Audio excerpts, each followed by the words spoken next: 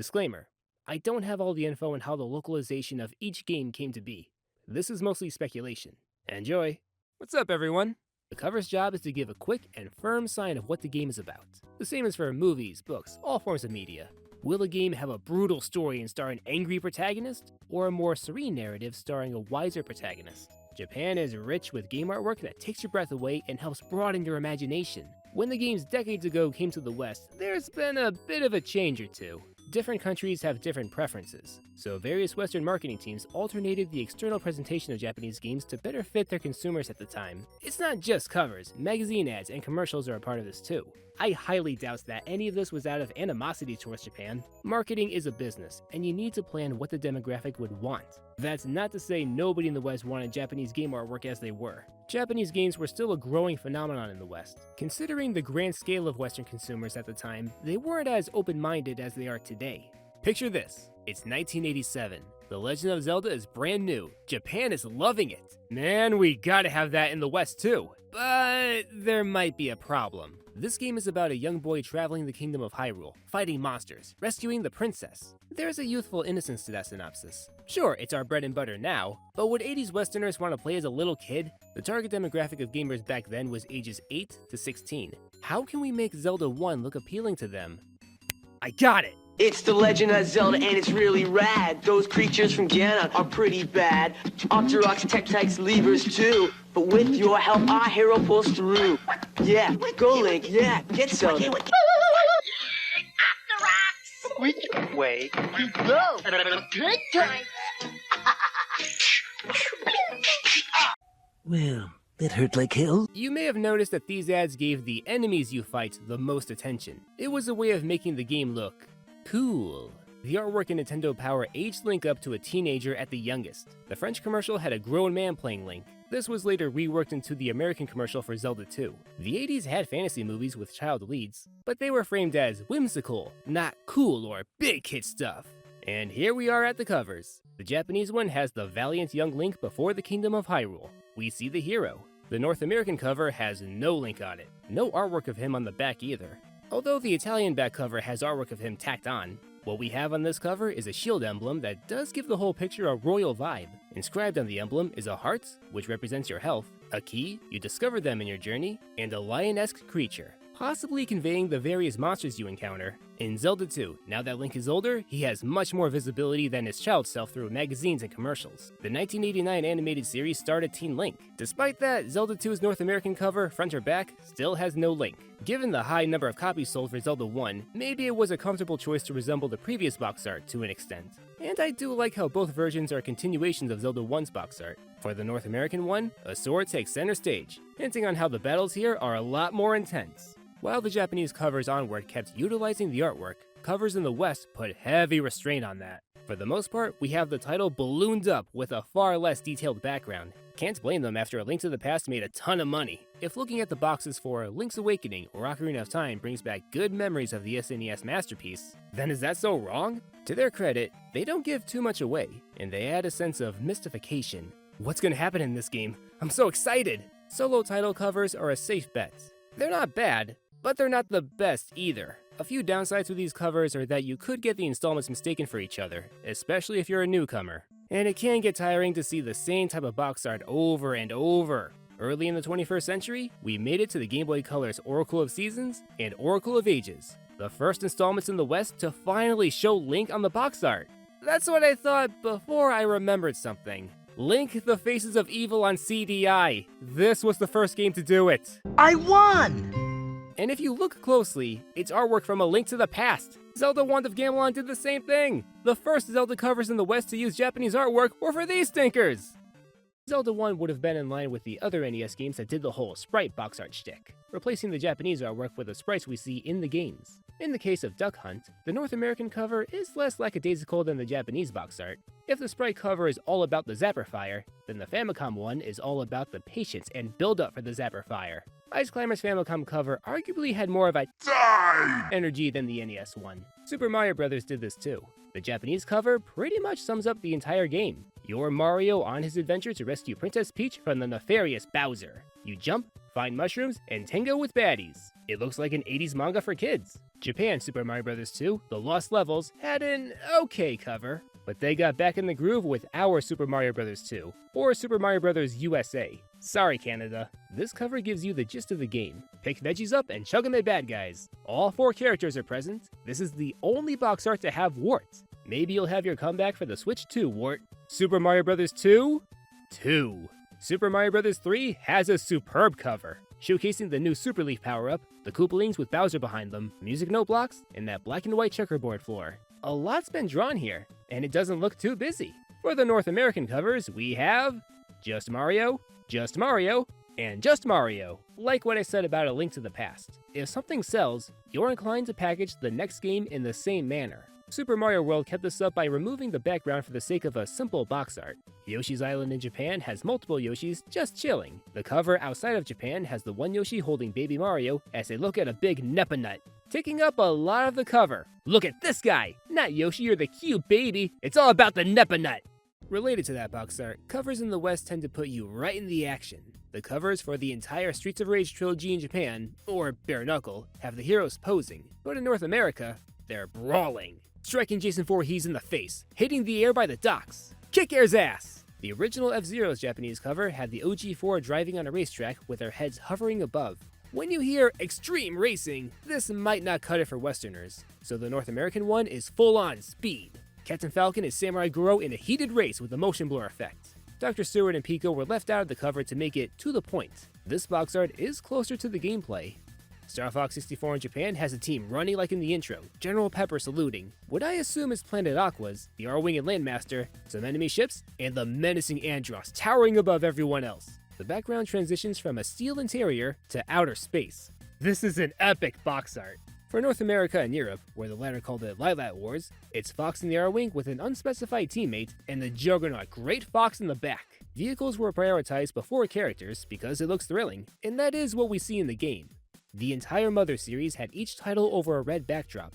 The fonts of the titles go through changes, but it is the same style. For North America, Mother 2 is renamed Earthbound when 90s kids play a game called Mother, and the box art dominantly features a Starman, one of the biggest enemies in the game. Behind it is a wavy space, and zooming in on the visor, there's a reflection of the main hero, Ness. In the battles, you're in first person and the backgrounds are always trippy. A good compromise. Super Castlevania 4's Japanese cover doesn't have the oomph that made the game look all that enticing. Simon Belmont seems disinterested, the sense of danger isn't all there, and the swinging mechanic looks so clumsy since Simon is stiff doing it. The North American cover is... I mean, damn! The monsters look dangerous as hell. They're out for your blood. The swinging mechanic feels more fluid, and Simon has that state of interest on his face. Speaking of faces, Kirby has an interesting history with covers. For the original Kirby's Dream Land in North America, he's white instead of pink. This was due to localization getting the wrong idea after seeing the sprite of Kirby on the Game Boy screen. They didn't know he was meant to be pink. This is the only box art to do white Kirby. But that's not the chapter in Kirby history you want to hear about. From 2002 to 2011, most North American covers depicted Kirby as angry. Former senior editor at Nintendo Power, Leslie Swan, explained that he was meant to look determined to garner attention from a wider audience. But anger is the emotion that we see, not determination. Pre-2002, Kirby always looked happy in the North American covers. That's Kirby. He's cute, puffy, and oozes delight. But it is the 2000s and kids in that era leaned a little more towards mature media. So for Kirby, that means...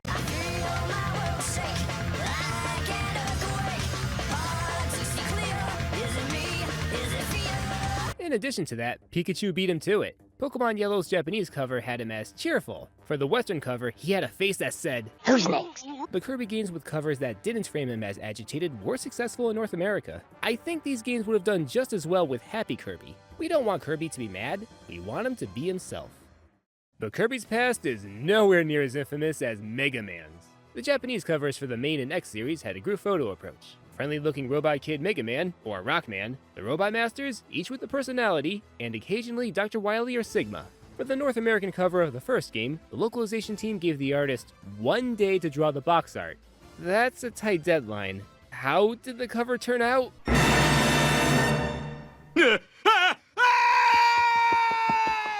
Instead of a young robot boy, we have a middle-aged man wearing a baggy outfit, holding a laser gun. Is he a robot or a guy in a suit? In the background, we do have Wily's fortress with explosions and tropical trees? It can be considered a miracle that Mega Man became a powerhouse in North America. Sure, release a sequel, we'll see how it turns out. Surprisingly, Bad Box Mega Man had his time in the sun in 2012 as a playable character in Street Fighter Cross Tekken. I remember when I first saw the trailer, it was one of the biggest WTF moments with Mega Man. Very little to do with the Blue Bomber. This alternate version is often tasked by Roll, who's also an adult, in searching for potential weapons. His personality is a mix of Silver Age superheroes and Scooby-Doo. He exclaims a few things about himself with bold gusto. I must become stronger. No time to relax. Ready to rock. I get it. Although at times he is quick to panicking when confronted by a threatening foe. Those rival cutscenes with Pac-Man give me life. Who's there? Ah! Hello there, friend. Can I help you?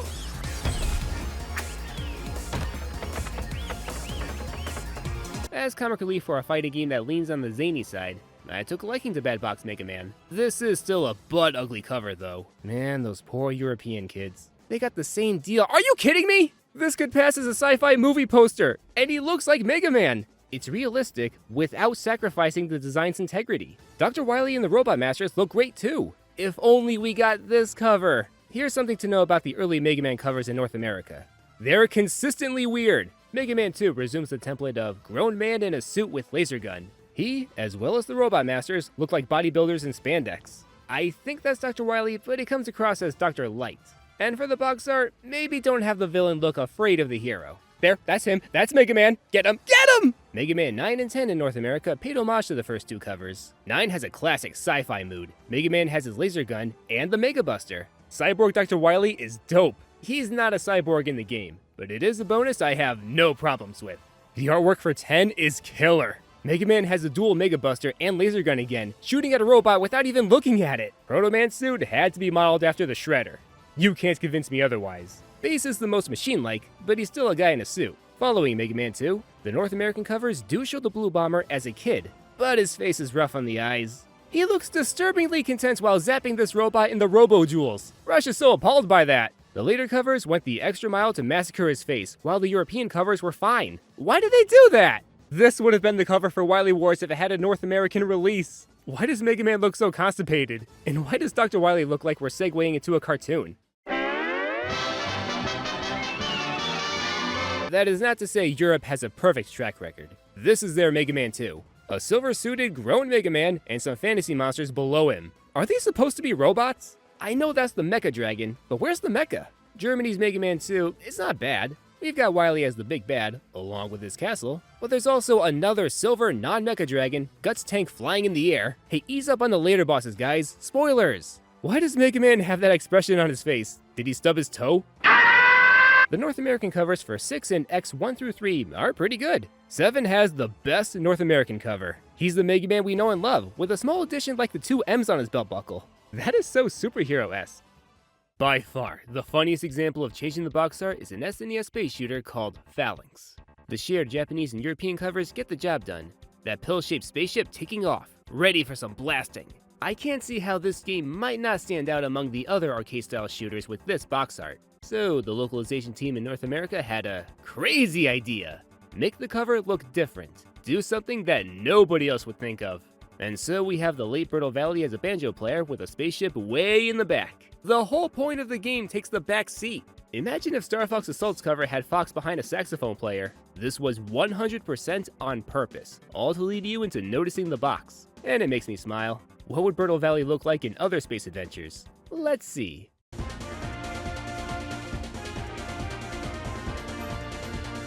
If Phalanx gets a remake or something, Old Man Bertle must be in the sound test menu, with the banjo. I hope that happens.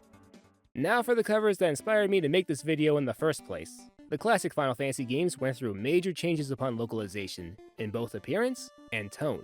When the franchise started, Square, before it became Square Enix, it's just Square now, hired artist Yoshitaka Amano to design the characters. These are divine. The drawings emit such a high degree of poise. On the cover, the Warrior of Light is decked in colors and tassels. Princess Sarah has a royal veil on her head with beads.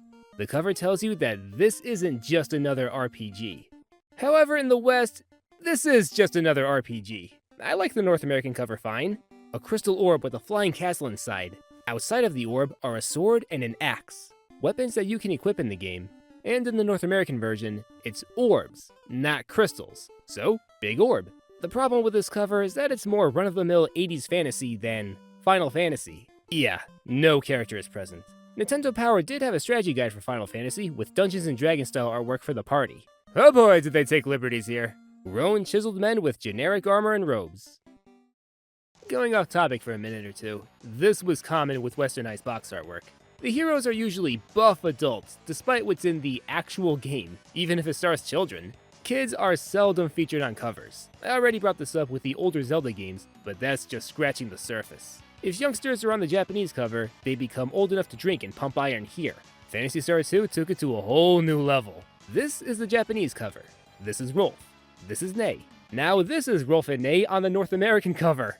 They went the extra mile to put Rolf in his senior years. Why do Ney's ears look like horns? On its own, it's not bad, but is it really so terrible to put teens on the box? Dragon Quest went through the same no kids policy. Our young heroes have been replaced by adults. It wasn't even called Dragon Quest here, it was Dragon Warrior. Akira Toriyama's beloved art style unfortunately was not carried over back then.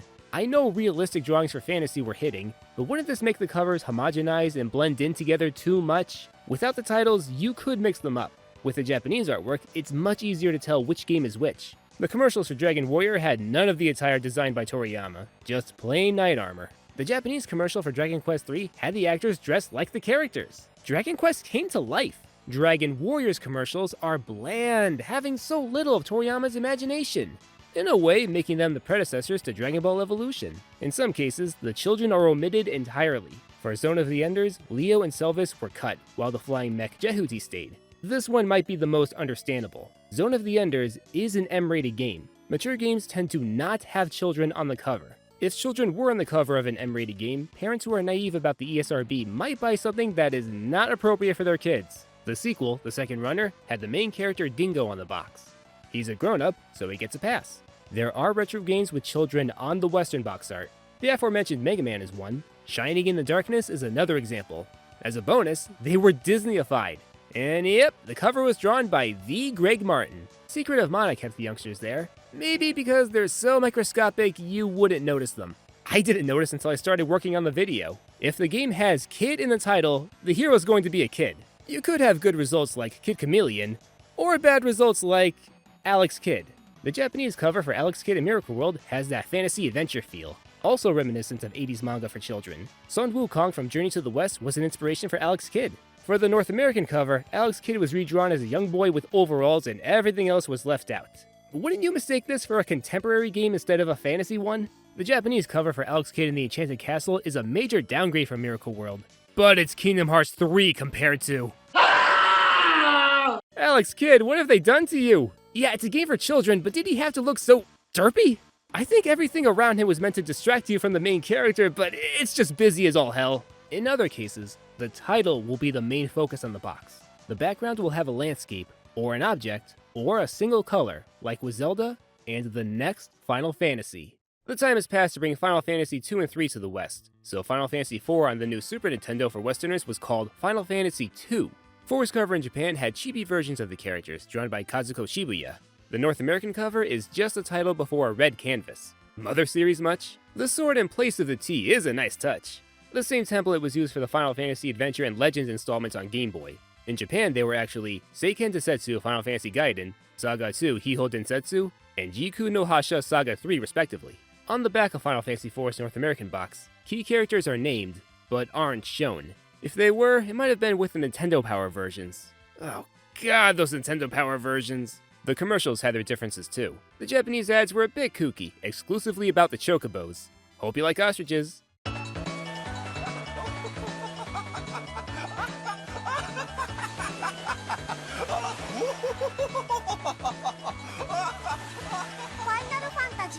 The North American ad is hilariously outdated, going for early 90s cool.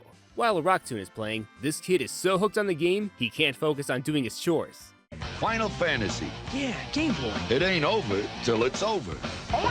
Chill out, Dad. There's no mention of the game's story, although the final boss was casually spoiled. The whole commercial doesn't really correspond to Final Fantasy. You could do this with any game.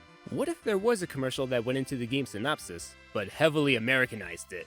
Yo dudes, check out the most bodacious video game ever! Final Fantasy II on the Super Nintendo Entertainment System. Cecil Harvey, Kane Ironwind, and Rosa Farrell are on a quest to find the most excellent crystals and stop the bogus gold bez. It's extreme! It's radical! And it's educational. Not Final Fantasy II. Now you're playing with power. Superpower! Now for the main course. Final Fantasy VI, which was 3 outside of Japan, for a while. The Japanese cover went back to a Mono's art style for the first time since 3. The real 3. The lead character, Tara Branford, is riding one of the bipedal tanks, Magitech armor, braving the Industrial Empire spreading hell on Earth. It's arguably the best Final Fantasy cover. It truly sells how grand and dramatic the game is. The image of Tara on Magitech armor is synonymous with 6. It's how we're introduced to her in the beginning. The commercials had an actor playing Tara dressed in the iconic red outfit, riding Magitech armor with everyone in amazement. In the story, the other characters are blown away by Tara's magical abilities, before the rest of the party is able to learn magic themselves. One commercial has the majestic song Roaming Sheep playing, with the narrator telling you, this isn't a dream. 夢じゃない。スーパーファミコンソフト、ファイナルファンタジー6。The marketing treated 6 like the magnum opus that it is. In North America, the cover has Mog the Moogle. He is in the game, but he's a side character. To have only Mog in the box, it's like if Pippin was the only character on the Lord of the Rings posters. The back cover has Mog, the magazine ad, the commercial, Mog, and there's the tone. While the Japanese commercial was more sophisticated, the North American one was on the comedic side, treating 6 as another fun SNES game, despite it having a dark story with a real sadistic villain. The animation is akin to Robot Chicken, stop motion with 2D mouths. No gameplay whatsoever is on screen. Mog is in his office destroying monsters one by one with lightning, or Thundaga. Ooh, scary. Next! Final Fantasy III. Do you have what it takes? When I play 6, this is the voice I picture when Mog talks. That old psycho Ramu came to me in a dream and told me to be expecting you.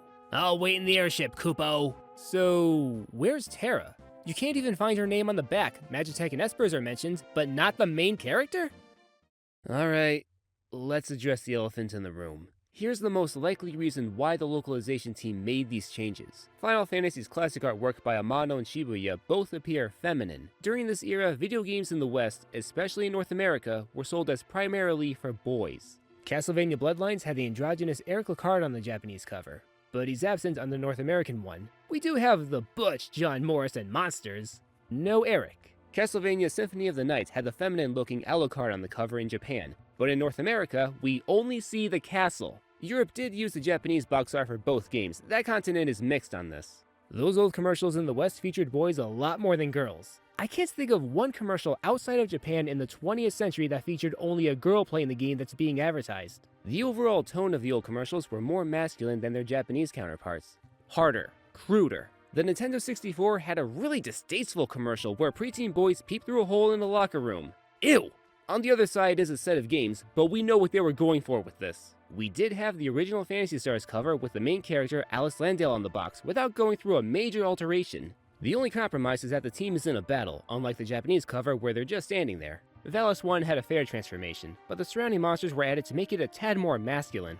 Valis 2 shows you the back of the hero's head while the monsters get the most attention. Valis 3 went from this to something resembling the cover of an 80s metal album. Before I go on, there is absolutely nothing wrong with women having muscle. I'm all for it. Hit the gym and build your body into the shape you want. I just hate how the image of muscular women is weaponized against femininity. Adorable creatures would go through a change as well. They needed to be more violent to an extent. Is the animal cute on the Japanese cover? Not in the USA, baby! Final Fantasy VI was no exception. Mog's Japanese artwork captured his easygoing personality. His North American artwork has an attitude to it. For the commercial, his voice sounded gruff and he was given a sick sense of humor in case he seemed too harmless. Easygoing my butt! The actual main character, Tara, was removed entirely from the promotion. Hey, whoa, we are not marketing the game with this cover. American boys won't want this if they think they'll play as a girl. Which character can we use? Oh, who's the villain? He's gotta have a macho suit of armor like Garland. Who else do we have? And so we have Mog the Destroyer. I'm not saying the localization teams were gatekeepers or they didn't want any girls playing these games. They just figured that the majority of consumers would be boys. However, some ads did come across as gatekeeping. Ocarina of Time had a commercial in the UK that was this close to being awesome, showing you pieces of the game with golden text, playing the Riders of Doom theme from Conan the Barbarian.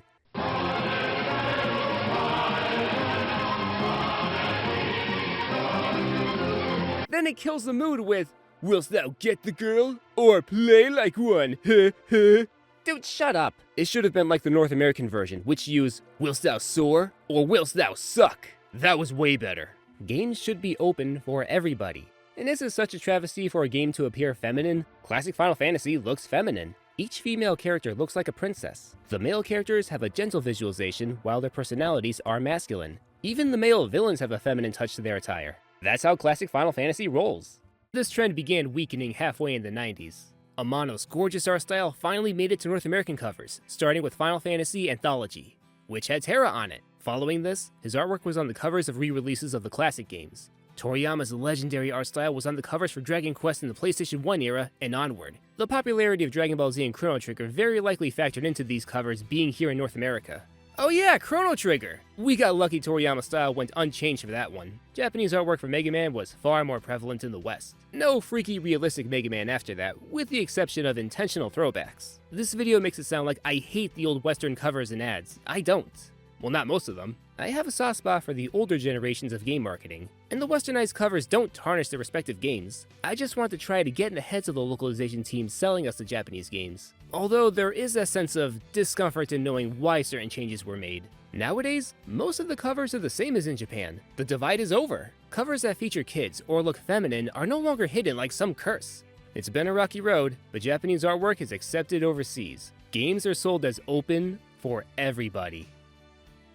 Thanks for watching. While we're on the topic of covers, what do you make of this cover?